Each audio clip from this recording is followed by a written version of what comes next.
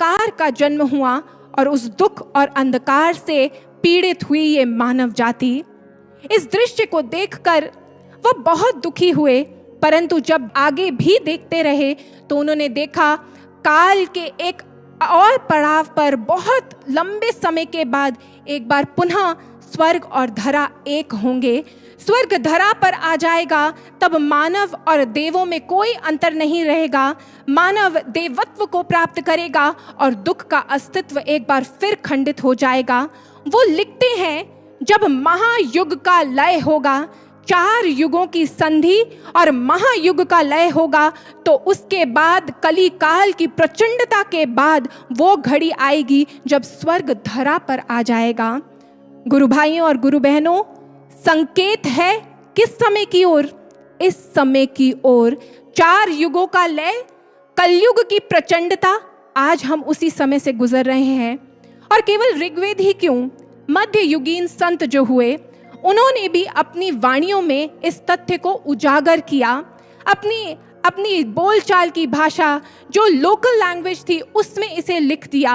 वह कहते हैं, रेमन धीरज क्यों ना धरे, संवत 2000 के ऊपर ऐसा जोग फिरे, उत्तर दक्षिण पूर्व पश्चिम 34 काल फिरे, अकाल मृत्यु व्यापे जगमाही, परजा बहुत मरे।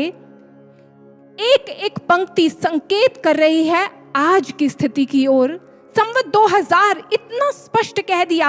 आज की स्थिति जो हम देख रहे हैं, आज जो प्रलय का, आज जो मृत्यु का तांडव हो रहा है, उसकी ओर इंगित कर रहे हैं। लेकिन यहाँ पर भी आकर वो रुके नहीं। आगे वो लिखते हैं, स्वर्ण फूल वन पृथ्वी फूले, धर्म की बेल बड़े, सहस्त्र वर्ष लागी सतयुग व्यापे, दया की दृष्टि फिरे।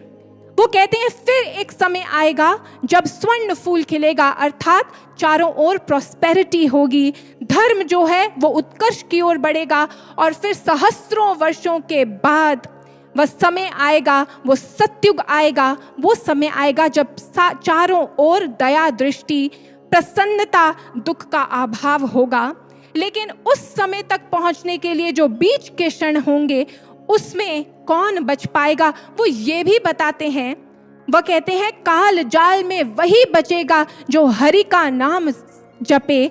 जपे का अर्थ क्या है? अर्थात वो उस प्रभु के सुमिरन से जब जुड़ जाएगा, जो प्रभु के सुमिरन में, उस ईश्वर के सुमिरन में लीन रहेगा, जो उसमें स्थित हो जाएगा, वही इस काल के जाल से बच सकता है। और अंतिम पंक्तियों में उन संतों ने लिख दिया, हरि की लीला टारे नहीं टरे, ये एक अकाट्य सत्य है, प्रभु की ये लीला घटेगी ही घटेगी, इसको कोई टाल नहीं सकता।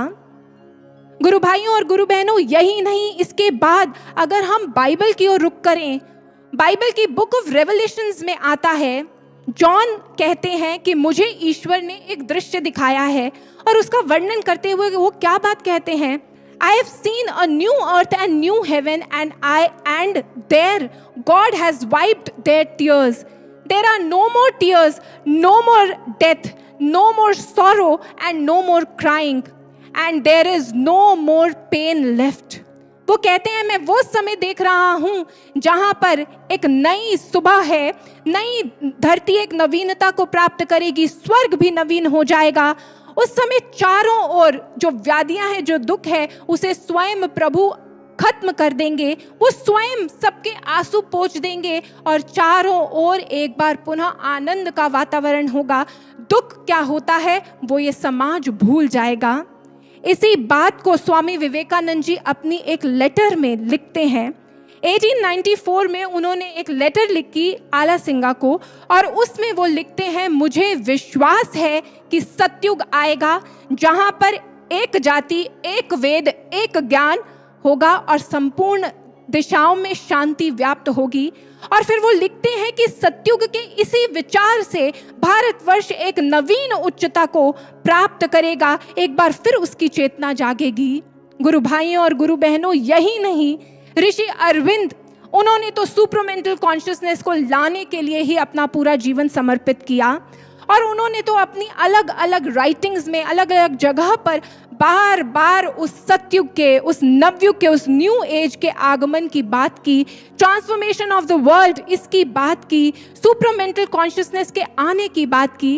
एक स्थान पर वो कहते हैं, इस असभ्य मानव जाति के बाद एक दिव्य मानव जाति अवश्य इस धरा पर आएगी और चारों ओर दिव्यता व्याप्त हो जाएगी। दूसरे स्थान पर वो कहते हैं कि भारत से एक ऐसा आंदोलन उठेगा जो इस भारत की असुरता को दलते हुए पूरे विश्व में सतयुगी आनंद का प्रसार करेगा, उसे प्रदान करेगा। अपनी पुस्तक सावित्री में, जो एक बहुत लंबी कविता है, उसमें तो हर एक पड़ाव पर उन्होंने बार बार ये लिखा है कि एक न्यू एज, वो सतयुग अवश्य आएगा। वो अति मानसिक दिव्यता इस धरा पर उतरेगी और मानवीय चेतना को पूर्ण रूप से रूपांतरित कर देगी। यही नोट, इसी नोट की ओर महाराज जी ने इंडिकेट किया था, जो महाराज जी की हैंडराइटिंग में हमें मिला था। गुरु भाइयों और गुरु बहनों, ये समय वही समय है जब एक नई कहानी रची जा रही है।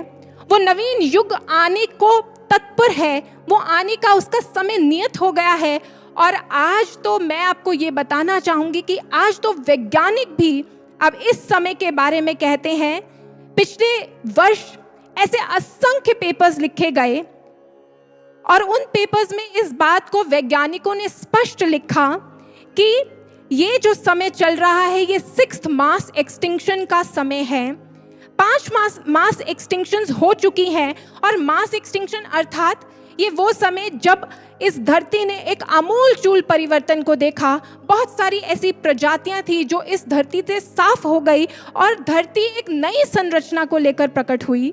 डायनासोर्स इसी एक्सटिंक्शन में गए थे और अब 6th मास एक्सटिंक्शन चल रही है, जिसे हम प्रलय काल बोलते हैं हमारे ग्रंथों में, जिसे हम संक्रांति काल बोलते हैं। उसी को हमारे वैज्ञानिकों ने ये मास एक्सटिंक्शन के फिनोमेना का नाम दिया है। गुरु भाइयों और गुरु बहनों, ये समय, इसकी विलक्षणता ही इसमें है कि ये दुखपूर्ण घड़ी, ये जो पीड़ा ये विश्व सह रहा है, वास्तव में ये पीड़ा नव सृजन की ओर हमें मोड़ रही है। क्योंकि जब तक एक बीज गलता नहीं है, तब तक वो गलने की पीड़ा नहीं सहता, तब तक एक वृक्ष अंकुरित नहीं होता। जब तक एक पुष्प बिखरता नहीं है, वो बिखर